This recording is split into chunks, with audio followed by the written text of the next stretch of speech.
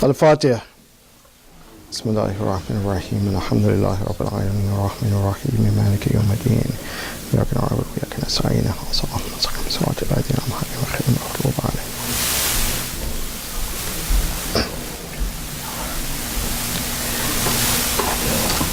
أعوذ بالله من الشيطان اللعين الرجيم. بسم الله الرحمن الرحيم. وبه نستعين. ثم الصلاة والسلام على سيدنا ونبينا وحبيب قلوبنا أبي القاسم المصطفى محمد. اللهم صل على محمد وآل محمد وعلى آله الطيبين الطاهرين المعصومين، لا سيما بقية الله في الأرضين، أرواحنا له فداء. أما بعد، فقد قال الله سبحانه وتعالى في كتابه الكريم: بسم الله الرحمن الرحيم. وجعلنا منهم أئمة يهدون بأمرنا لما صبروا وكانوا بآياتنا يوقنون. صدق الله العلي العظيم. اللهم صل على محمد وآل محمد. السلام عليكم ورحمة الله وبركاته. وعليكم السلام ورحمة الله وبركاته. Yesterday we mentioned that Allah subhanahu wa ta'ala gives us the criterion for imamat, or leadership. That why Allah subhanahu wa ta'ala has selected some to become leaders, and particularly those leaders who are guiding by the command of Allah subhanahu wa ta'ala. As we mentioned that in the Quran, Allah subhanahu wa ta'ala, He distinguishes two types of leadership: one that guides by His command, guides towards Allah subhanahu wa ta'ala, and that leadership which guides away from Allah subhanahu wa ta'ala. وَجَعَلْنَاهُمْ أَئِمَّةً يَهْدُونَ بِأَمْرِنَا. This is one type of leadership, whereby they lead, and they lead by the command of Allah subhanahu wa ta'ala. The other type, وَجَعَلْنَاهُمْ مَئِمَّةً يَدْعُونَ إِلَى النَّارِ. Those who call towards the hellfire, meaning that they do not lead by the command of Allah subhanahu wa ta'ala. The qualities that the leaders who guide by the command of Allah subhanahu wa ta'ala, that they must have, are two, as we mentioned. One is patience, lamma sabaru, and the other is to have certainty with regards to the signs of Allah subhanahu wa ta'ala. وَكَانُوا بِآيَاتِنَا يُوقِنُونَ.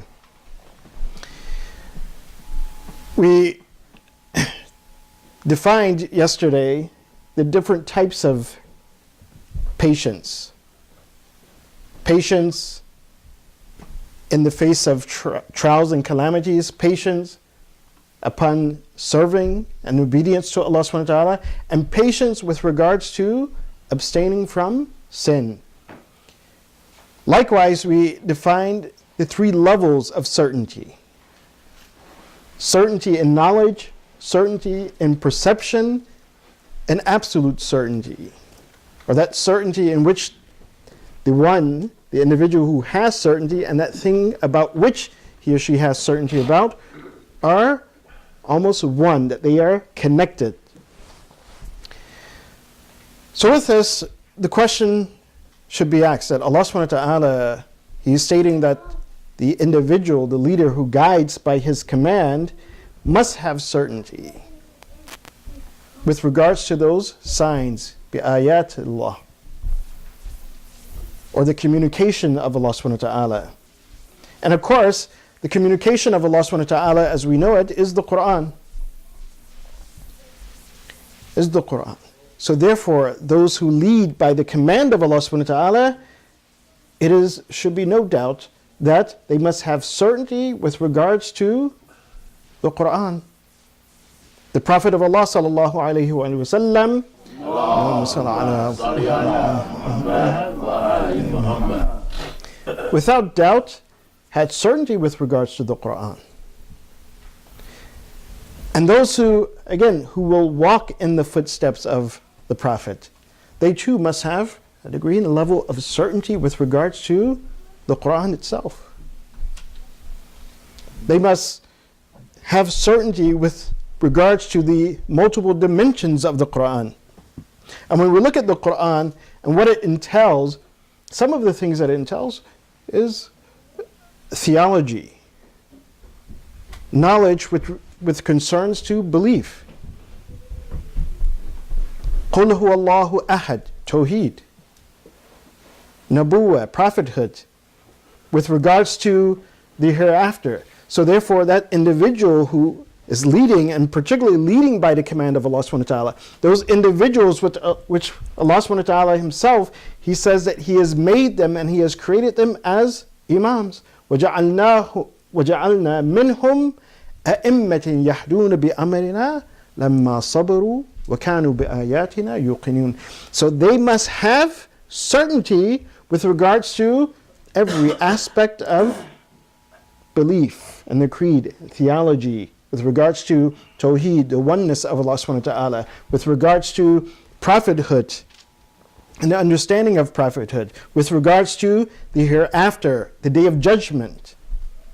Likewise, they need to have certainty with regards to the aspects of akhlaq, of ethics, which are pointed out in the Quran.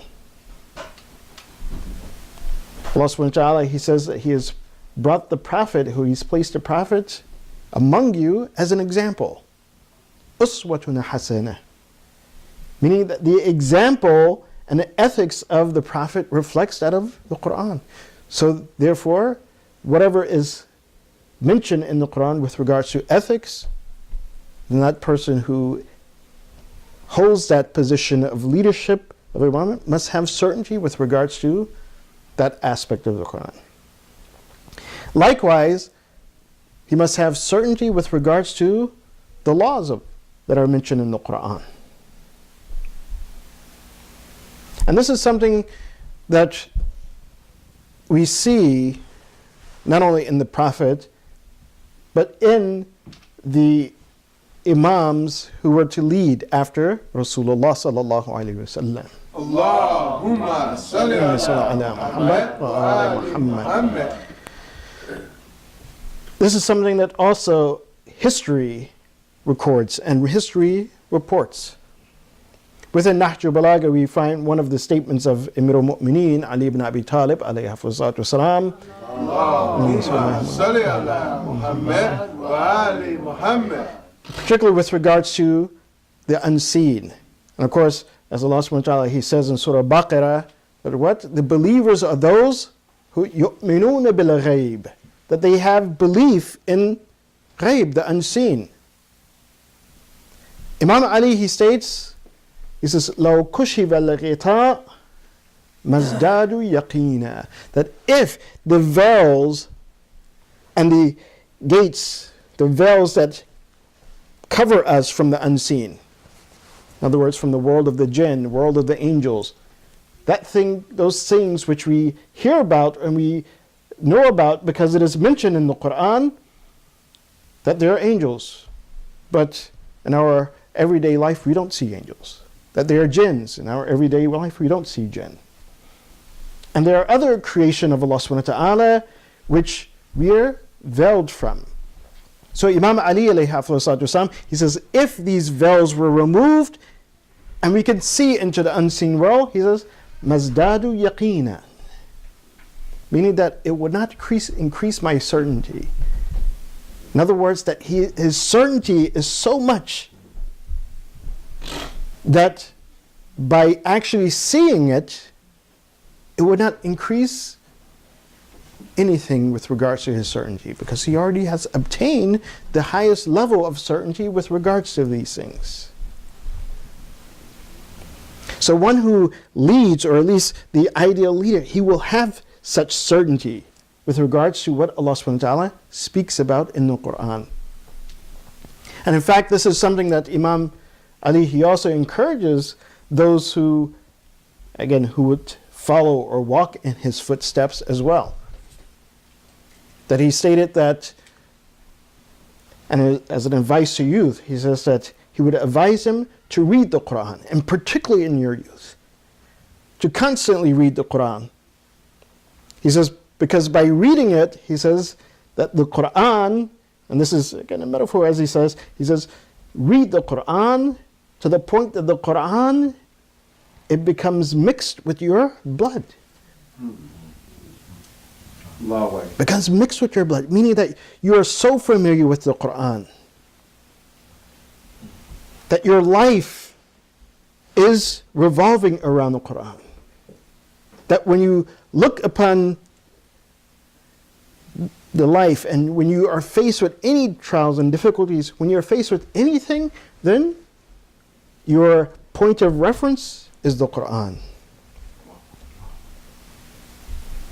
And we see this, again, one of the best examples of this is a student of Fatima Zahra Salamullah alayha, and that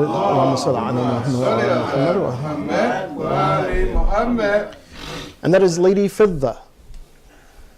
It's said that she had learned the Quran so well with Fatima Zahra that whenever someone asked her a question, and this was after the birthday of Fatima Zahra, she responded by reciting a verse of Quran.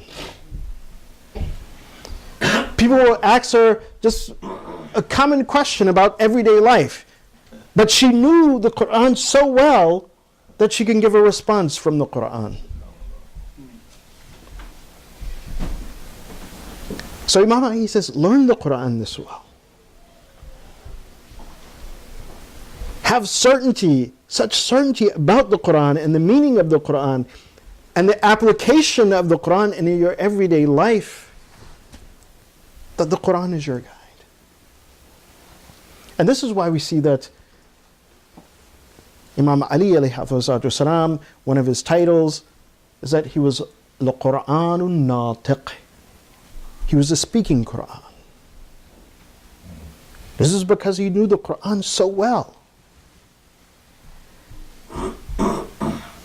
And this is, again, recorded in history, recorded in the history of Muslims. Everyone knew that after Rasulullah, the one who knew the Quran was Amir al-Mu'mineen, Ali ibn Abi Talib. That if anyone wanted to understand what a verse meant, they would go to Amir al-Mu'mineen. So those individuals who have that station, which we mentioned that the station of imamat, as Allah subhanahu wa ta'ala, He points out in the Quran, is the highest station of closeness to Allah subhanahu wa ta'ala. The highest station of those servants that Allah subhanahu wa ta'ala has delegated to guide mankind. So they must have this type of certainty. Or at least, and again, this is in the Imams, Imam Ma'soom, must have this type of certainty. One of the historians by the name of Ali Muhammad As-Salabi, he writes various histories on the Umayyad dynasty, on the Fatimid dynasty.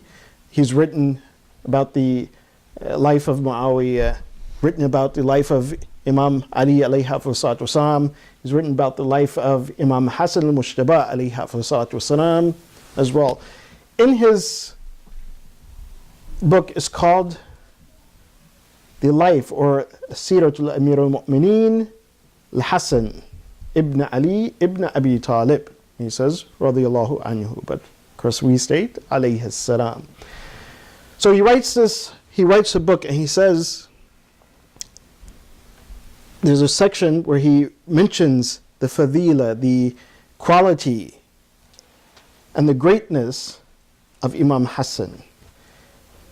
As well, he mentions the greatness of Imam Hussein. So he says that, yeah, there are certain things that they have in common. He says their greatness, their the things which they benefited from, he says, their knowledge of the Quran.